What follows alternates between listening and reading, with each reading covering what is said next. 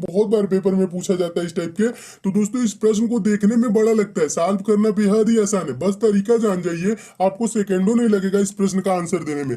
प्रश्न क्या कह रहा है पहले पढ़ते हैं। प्रश्न कह रहा है नीचे एक पासे के चार प्रारूपों को दर्शाया गया है। चार प्रारूप आपको दिख ही रहे हैं और कह रहा है इस पासे में अंक 2 के विपरीत फलक पर कौन सा अंक होगा। किसके विपरीत सतह पे पूछ रहा है दोस्तों, अंक 2। विपरीत भी कभी कहता है, सामने भी कहता है, तो आप कंफ्यूज नहीं होंगे, ठीक है। कोई भी वर्ड कहे, 2 के विपरीत पूछे, 2 के उल्टा पूछे, 2 का सीधा पूछे, ठीक है, तो इस बात में आप कंफ्यूज नहीं होंगे इस वर्ड से क्या कह रहा है, यानी कि 2 के आपको विपरीत बताना है कि क्या होगा। तो दोस्तों पहले तो हम देखेंगे पासे में 2 दिख कहाँ रहा है। तो पासे में, पहले पासे में देखेंगे दोस्तों तो 2 यहाँ पे दिख रहा है, और दूसरे में देखेंगे दोस्तों तो 2 यहाँ पे दिख रहा है, तीसरे में 2 नहीं दिख रहा है, चौथे में देखेंगे तो 2 यहाँ पे दिख रहा है, ठीक है। तब दोस्तों हम क्या करते हैं, 2 के और विपरीत जो सतह है, यानी कि 2 के और जो 2 फलक है दोस्तों, उस पे क्या क्या आपको दिख रहा है। तो पहले वाले में दोस्तों क्या दिख रहा है, 3 4 दिख रहा है, क्या दिख रहा है, 3 4। तो यही हम देखेंगे दोस्तों, 3 4 किसी ऑप्शन में आपको दिख रहा है, किसी पासे में दिख रहा है, तो 3 4 दोस्तों आप कहेंगे कि आपका तीसरे पासे में दिख रहा है। कहाँ दिख रहा है दोस्तों, 3 4 किस पासे में दिख रहा है, तीसरे वाले में दिख रहा है ना 3 4। तो यही दोस्तों 3 4 क्या हो जाएंगे, पहला और तीसरा का कॉमन हो जाएंगे, और 2 के विपरीत पे क्या हो जाएगा दोस्तों, ये जो 5 आपको दिख रहा है ना तीसरा में, यही क्या हो जाएगा दोस्तों, 2 के विपरीत सतह पे हो जाएगा अंक, यानी कि इसका आंसर क्या हो जाएगा 5। एक बार और समझ लीजिए, 2 आपको दोस्तों पहले में दिख रहा है ना, और क्या दिख रहा है 3 4, दो फलक पे और क्या दिख रहा है 3 4। अब ढूंढेंगे 3 4 किस ऑप्शन में है, तो 3 4 देख रहे हैं दोस्तों किस कहाँ पे है, यहाँ पे तीसरे में, और तीसरे में 3 4 है, पहले में भी 3 4, 3 4 3 4 क्या हो गए, कॉमन हो गए, और 2 के विपरीत सतह पे क्या हो जाएगा, ये 5 बचा है, यही आंसर हो जाएगा। 5 किस ऑप्शन में, ऑप्शन नंबर सी में, आपको ऑप्शन नंबर सी सही हो जाएगा। और दोस्तों अगर आप कहेंगे कि 2 तो यहाँ पे भी सर दिख रहा है, तो यहाँ पे क्या होगा, तो 2 तो दोस्तों दिख रहा है, लेकिन इसका कॉमन क्या होगा, 1 3, 1 3 किसी ऑप्शन में दिख रहा है, नहीं दिख रहा है, तो इससे हम प्रश्न को सॉल्व नहीं कर सकते। 2 आप कहेंगे दोस्तों क्या कर सकते हैं कि चौथे वाले में भी दिख रहा है, लेकिन चौथे वाले में क्या दिख रहा है दोस्तों, 6 4 दिख रहा है 2 फलक पे, 6 4 किसी ऑप्शन में दिख रहा है, नहीं दिख रहा है, तो ऐसे आंसर नहीं होगा। यहाँ पे पहले वाले में 2 दिख रहा है और 3 4 दिख रहा है, 3 4 इस ऑप्शन में आपको दिख रहा है, यानी कि तीसरे में 3 4 कॉमन हो गए, 2 का विपरीत क्या हो गया 5, 5 किस ऑप्शन में है, ऑप्शन नंबर सी में, आपको ऑप्शन नंबर सी सही हो जाएगा। बस आपको देखना है और आंसर देना है, दे देना है, ठीक है। मैं उम्मीद करता हूँ दोस्तों आप इस प्रश्न को एकदम अच्छे से समझ गए होंगे। इस टाइप के प्रश्न आएंगे तो आप सेकंडों में सॉल्व कर लेंगे। नेक्स्ट क्वेश्चन देखिए दोस्तों, दूसरा प्रश्न है। दूसरा प्रश्न भी मोस्ट इंपॉर्टेंट है, बार बार ये भी पूछा जाता है वेन डायग्राम से। दोस्तों वेन डायग्राम से प्रश्न आप कैसे सॉल्व करेंगे, बस आपको समझना है। देखिए प्रश्न कह रहा है निम्न में से कौन सा वेन डायग्राम आम, फल और सब्जी के बीच के संपर्क को सही सबसे अच्छी तरह दर्शाता है, ठीक है। किसके किसके बीच, दोस्तों वेन डायग्राम प्रश्न में आपको ज्यादा दिमाग नहीं लगाना है, उसमें देखना है आपको वर्ड कौन कौन सा दिया है। वर्ड दिया है दोस्तों आम दिया है, फल दिया है, सब्जी। अब दोस्तों हम दिमाग में बस क्या सोचना है, ज्यादा कुछ नहीं सोचना है आपको, बस सोचना है किसका संबंध किससे होता है, बस आपको ये चीज दिमाग में लगाना है। अपने जनरली दिमाग से सामान्यतः सोचेंगे क्या होता है दोस्तों, आम होता है, फल होता है, सब्जी, यानी ये चीज क्या है। तो दोस्तों आप कहेंगे आम और फल क्या होते हैं, एक कैटेगरी, यानी कि दोस्तों क्या हो जाएगा, ये फल का गोला हो जाएगा, तो फल के अंतर्गत क्या आ जाएगा, आम आ जाएगा। किसके अंतर्गत क्या आएगा दोस्तों, अब बताइए, फल या आम के अंतर्गत सब्जी आएगा, नहीं, तो सब्जी को हम क्या कर देंगे, बाहर कर देंगे।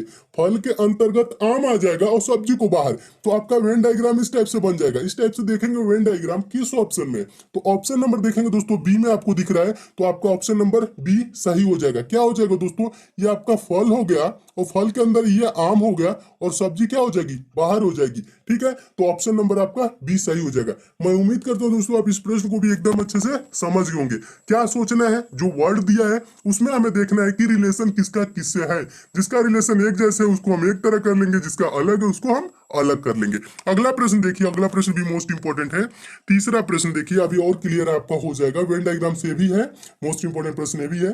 प्रश्न कह रहे हैं निम्नलिखित में से कौन वेन डायग्राम गाजर, भोजन, सब्जी वर्गों के बीच सही सही संबंध दर्शाता है। तो इसमें दोस्तों कौन कौन से वर्ड आपको दिए गए हैं, गाजर दिया है, भोजन दिया है, सब्जी दिया है। तो दोस्तों आप थोड़ा सा अगर जो दिमाग लगाएंगे तो आपको आंसर दिख जाएगा। क्या दिख जाएगा,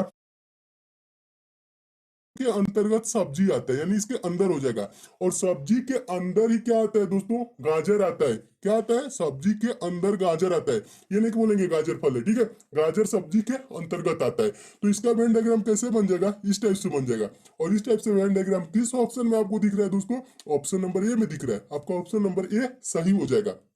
एक बार और समझा देता हूं, आपको सोचना क्या है, सोचना ज्यादा कुछ नहीं है, आपको बस ये देखना है गाजर दिया है, भोजन दिया है, सब्जी दिया है, तो इसमें कौन सा संबंध बन सकता है। तो आप बोलेंगे दोस्तों भोजन के अंदर क्या आता है, ठीक है, भोजन के अंदर ही तो सब्जी आता है, सब्जी हम करते खाते हैं, ठीक है, और गाजर भी खाते हैं, तो गाजर किसके अंदर आता है दोस्तों, सब्जी के अंतर्गत आता है। तो इस टाइप से वेन डायग्राम बन जाएगा। आपका ये वाला भोजन हो गया, दूसरा वाला क्या हो गया, ये आप सब्जी हो गया, तीसरा वाला क्या हो गया, गाजर हो गया, ठीक है। तो ऑप्शन नंबर ए आपका सही हो गया। मैं उम्मीद करता हूं दोस्तों आप इस प्रश्न को भी एकदम अच्छे से समझ गए होंगे।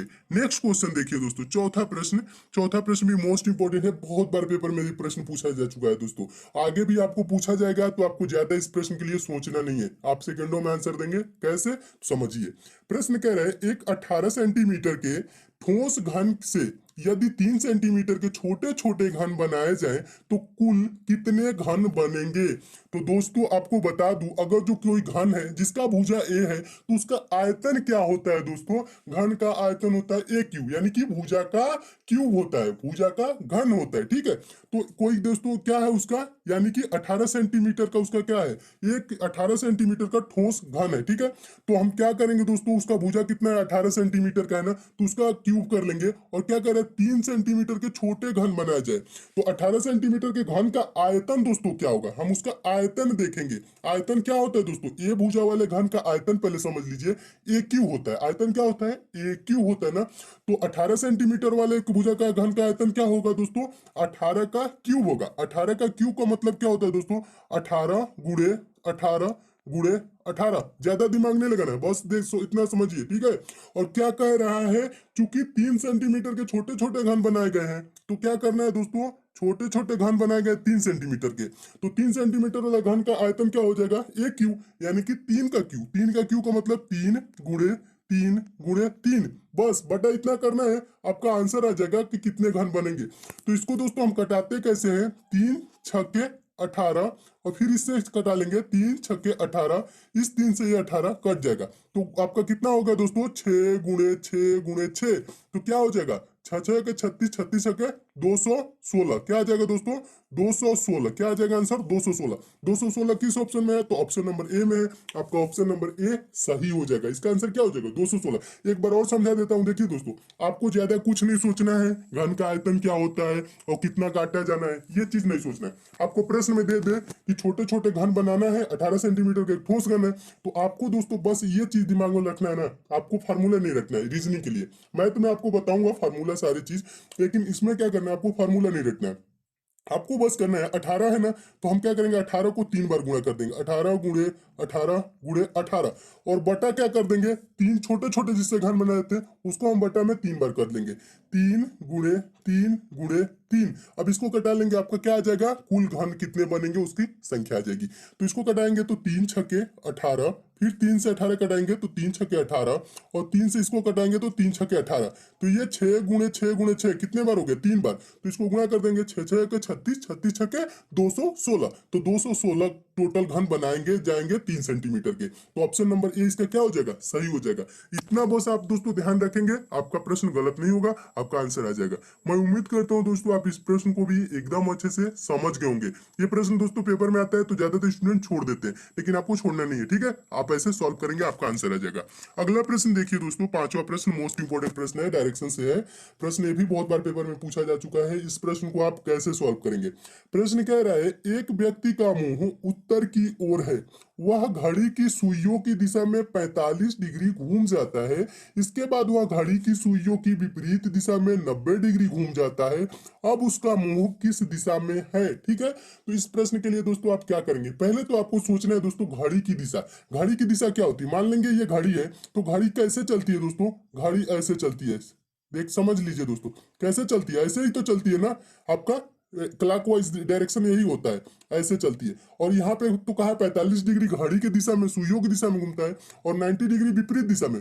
विपरीत दिशा दोस्तों क्या हो जाएगी, घड़ी ये है तो यानी कि विपरीत दिशा क्या हो जाएगी, उल्टा हो जाएगी, यानी कि सुई ऐसे चलने लगेगी। कैसे चलने लगेगी, इस टाइप से चलने लगेगी। और घड़ी का डायरेक्शन तो बताए थे ऐसे क्लॉकवाइज, ये एंटी क्लॉकवाइज होता है। ठीक है, हिंदी इंग्लिश दोनों में समझ लीजिए। ये चीज हो गया ना, आप समझ गए। सीधा कैसे चलेगी, सीधा दोस्तों ऐसे चलेगा। हाँ, उल्टा कैसे चलेगा दोस्तों, उल्टा का मतलब ऐसे चलेगा। ठीक है, ये चीज बस इतना समझ गए तो आप इस प्रश्न का आंसर भी दे लेंगे। अब देखिए दोस्तों, अब एक चीज क्या होता है दोस्तों, डायरेक्शन बनाना, दिशा बनाना। आपको पेपर में कभी भी आए तो आप डायरेक्शन क्या करेंगे, ऐसे आप सिंबल बनाएंगे प्लस का, और ऊपर क्या होता है दोस्तों, हमेशा ऊपर क्या होता है, उत्तर होता है। उत्तर क्यों होता है, उत्तरी दिशा ऊंची पे है। ठीक है, ये चीज तो मैं रीजनिंग में आपको बता दूंगा, आगे पढ़ाऊंगा तो। या आगे ऊपर क्या लिखेंगे दोस्तों, उत्तर लिखेंगे। नीचे क्या लिखेंगे दोस्तों, नीचे दक्षिण होता है। दाहिने साइड क्या होता है दोस्तों, पूर्व होता है। और बाएं साइड क्या होता है, पश्चिम होता है। हमेशा दिशा ऐसे बनती है। ठीक है, तो ये चीज आपको दोस्तों दिशा प्रश्न में बना के ऐसे दिया नहीं रहेगा, ये आपको बनाना पड़ेगा। ठीक है, जब इतना दोस्तों आप बना लेंगे, यहाँ पे आपका पश्चिम हो जाएगा, तो आप क्या करेंगे दोस्तों, आपको ज्यादा अब नहीं सोचना है, प्रश्न को पढ़ना है, आंसर देना है। कह रहा है एक व्यक्ति का मुंह उत्तर क्यों रहे, उत्तर क्यों रहे, यानी व्यक्ति का मुंह किधर है, इधर है। ठीक है, उत्तर क्यों रहना। अब कह रहे हैं वह घड़ी की सुइयों की दिशा में 45 डिग्री घूम जाता है। 45 डिग्री और 90 डिग्री समझ लीजिए दोस्तों, ये होता है आपका यहां से यहां तक जो होगा ना, यहां से ये 90 डिग्री होता है, इतना ये 90 डिग्री होता है, ऐसे सीधा एकदम। कोई ये लकीर है ऐसे, और ऊपर ऐसे कर दिया जाए तो ये जो डिग्री होता है 90 डिग्री होता है। और 90 का दोस्तों आधा क्या होता है, 45 होता है ना, तो उसका मुंह उत्तर क्यों रहे, तो ये आपका तो 90 हो जाएगा। अब 45 डिग्री घूमता है तो ये बीच में घूमेगा। कहाँ घूमेगा, बीच में। समझते चलिए, मेरा दोस्तों प्रयास यही रहता है कि हर कमजोर से कमजोर छात्र जो भी है एकदम अच्छे से समझे। ठीक है, ये चीज नहीं कि मैं बहुत आपको समझाता हूँ। ठीक है, इसलिए समझाता हूँ कि कमजोर छात्र जितने भी है एकदम अच्छे से समझे, किसी प्रकार का डाउट ना हो रहे, आप अच्छे से सब लोग समझते चलिए। देखिए, प्रश्न 45 डिग्री कहाँ हो जाएगा, बीच में हो जाएगा, क्योंकि 90 डिग्री का था तो यहाँ हो जाता, पूरब की तरफ हो जाता। लेकिन 45 का रहा है तो इधर घुमा है, कहाँ घुमा है, यहाँ पे घूम गया। अब फिर क्या करे, इसके बाद वो घड़ी की सुइयों की विपरीत दिशा में 90 डिग्री घूम जाता है।